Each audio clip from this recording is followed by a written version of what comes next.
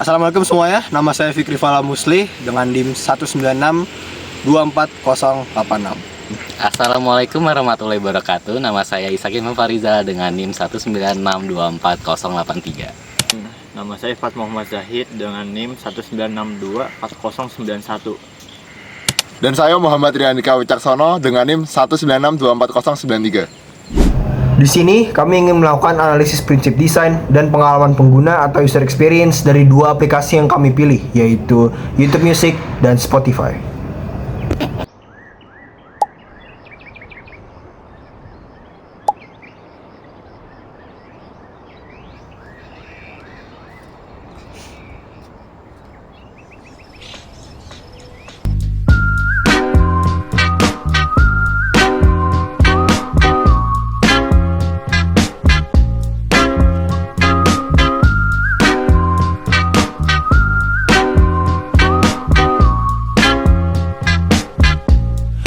Tell where my head was at when you found me.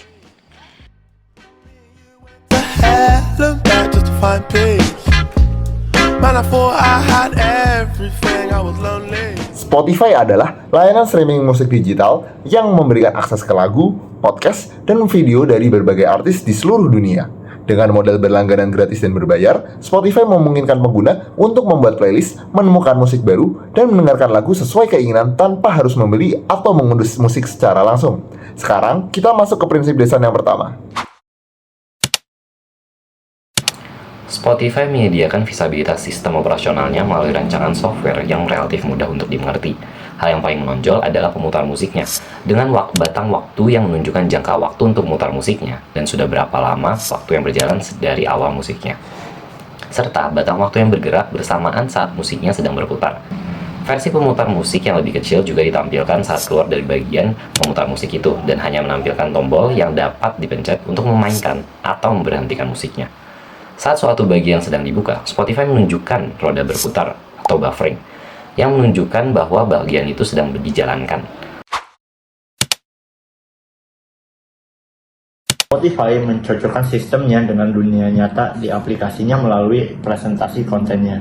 Sampul album di Spotify seperti apa yang ada di dunia nyata, yaitu berbentuk persegi, foto sampul yang besar, beserta judul sampul. Di bawah Spotify juga terdapat tombol-tombol dengan gambar yang merepresentasikan fungsinya, seperti tombol home yang berarti rumah, tombol search yang direpresentasikan dengan kaca pembesar, dan tombol library yang direpresentasikan dengan buku yang bertumpuk. Spotify menyediakan tombol back yang berada di atas bagian kiri. Barangkali pengguna tidak sengaja memencet tombol yang disediakan dan ingin keluar dari bagian itu.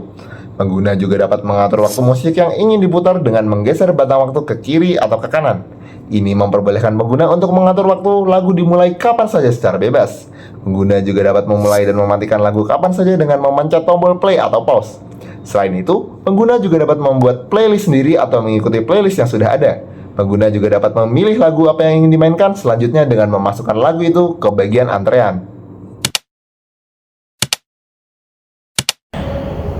Icon Spotify, sampul konten, fonts, tombol, dan desain selalu konsisten di berbagai platform. Ini membuat pengguna tidak kesulitan saat ingin berpindah ke platform lain seperti ke desktop. Spotify mencegah kesalahan melalui sistem desain yang sederhana dan mudah dikenali.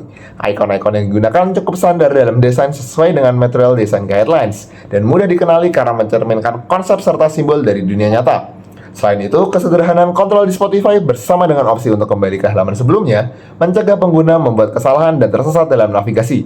Kapan saja, pengguna dapat menekan tombol kembali yang terletak di kiri atas untuk kembali ke halaman sebelumnya. Setiap layar juga memiliki tujuan khusus, sehingga pengguna tidak bingung dengan banyaknya pilihan di setiap layar. Contohnya, halaman beranda menampilkan opsi penemuan, halaman pencarian didedikasikan untuk mencari, menyortir, dan memfilter, sedangkan halaman perpustakaan menampilkan koleksi musik pengguna, daftar artis, dan sampul album.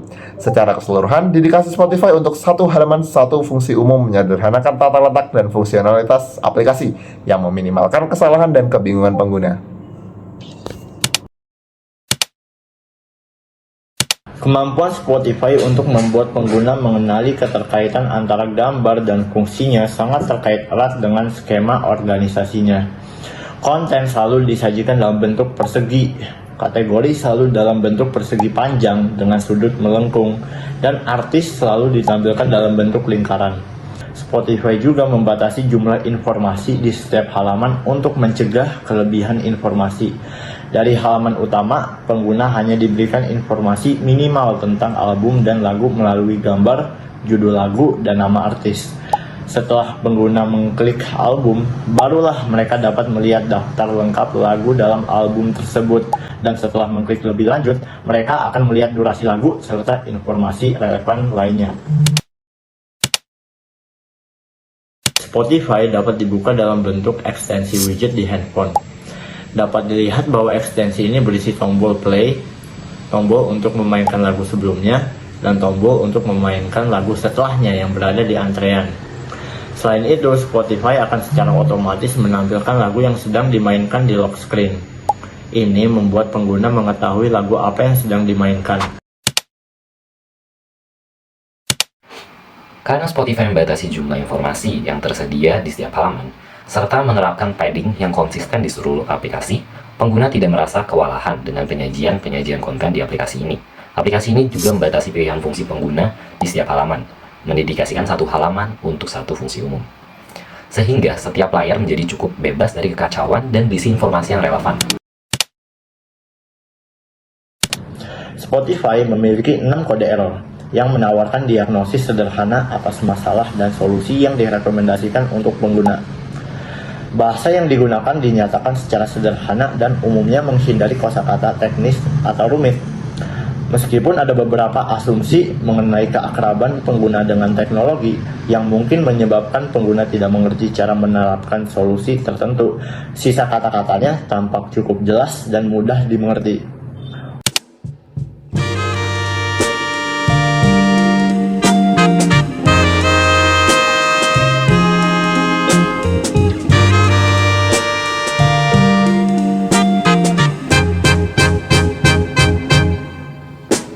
Can I call you Rose?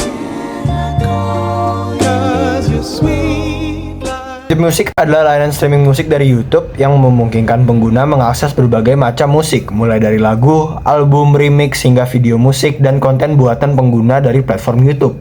Fitur utama YouTube Music meliputi streaming musik dan video musik, personalisasi rekomendasi, dan shorts.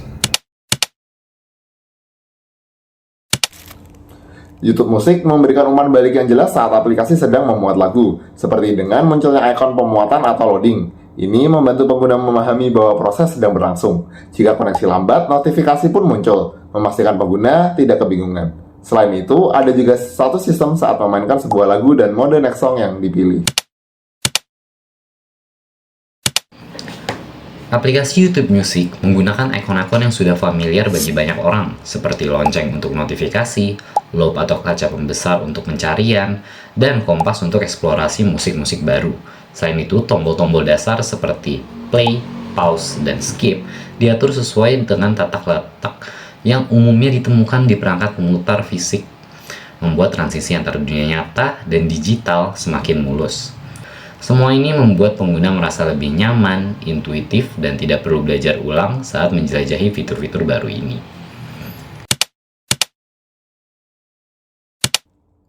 Pengguna memiliki kontrol penuh atas pengalaman mendengarkan mereka. Fitur seperti menambahkan lagu ke antrean, playlist, memutar setelah ini, membagikan, hingga mengunduh lagu tersedia di versi premium dan mudah diakses. Semua ini memberikan kebebasan untuk menyesuaikan musik sesuai keinginan. Desain dan navigasi di YouTube Music secara konsisten mengikuti standar yang sudah diterapkan di aplikasi YouTube utama. Tampilan antar muka, icon, dan penempatan tombol seperti play, like, dan share menggunakan desain yang serupa, sehingga pengguna yang sudah terbiasa dengan YouTube akan langsung merasa familiar. Konsistensi ini membuat penggunaan aplikasi YouTube Music mudah meminimalkan kebingungan dan mempercepat adaptasi pengguna saat berpindah dari aplikasi YouTube ke YouTube Music. YouTube Music memastikan bahwa sebelum Anda menghapus lagu dari playlist atau menyimpan lagu ke album, akan ada konfirmasi. Ini mencegah kesalahan yang tidak disengaja, sehingga pengguna merasa lebih aman dalam menggunakan fitur aplikasi.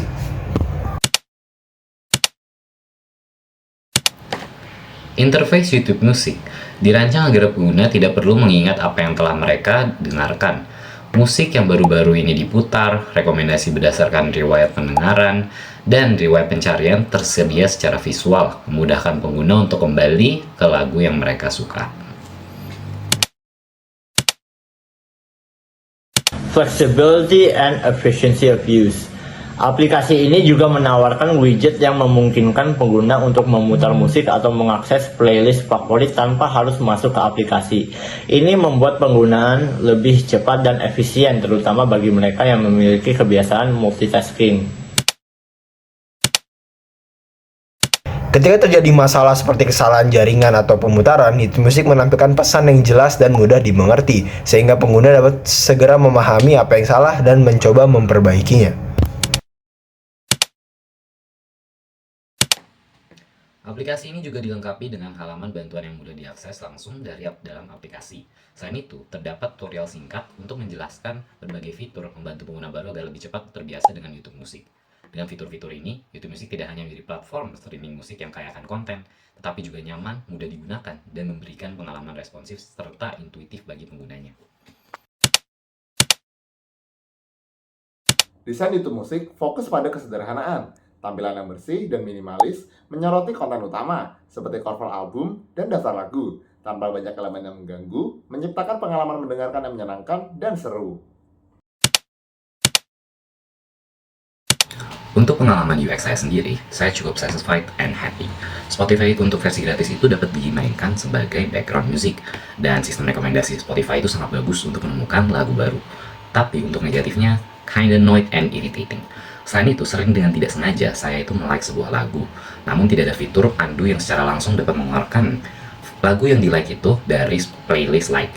Jadi kita harus secara manual mengeluarkannya sendiri. Spotify menawarkan pengalaman pengguna yang positif melalui antarmuka yang sederhana dan bersih, memudahkan navigasi dan pencarian lagu tanpa kerumitan.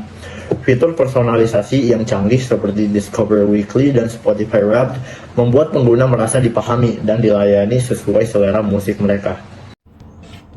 User experience positif yang saya rasakan adalah impress dan enjoy. Saya merasakan user experience ini karena Spotify dapat memutar musik di latar belakang meski tidak berlangganan. Hal ini sangat membantu jika user ingin mendengarkan musik sambil melakukan hal lain di ponsel atau mendengarkan musik sambil mematikan ponsel. Sedangkan user experience negatif yang saya rasakan adalah disappointed dan sad. Saya merasakan user experience ini karena tidak semua lagu di Spotify memiliki lirik, dan jika ingin mengunduh lagu harus berlangganan terlebih dahulu.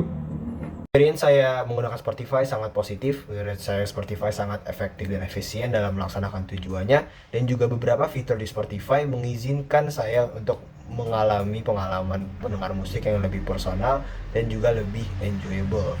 Dengan desainnya juga minimalistik, jadi saya sangat mudah untuk melakukan navigasi melalui aplikasi. User experience positif yang saya rasakan adalah satisfied dan pleased. Saya merasakan user experience ini disebabkan fitur personalisasi rekomendasinya. Dengan fitur ini, saya sebagai user mendapatkan rekomendasi-rekomendasi lagu yang belum saya ketahui, tetapi sesuai dengan selera saya. Sedangkan user experience negatif yang saya rasakan adalah disappointed dan annoyed.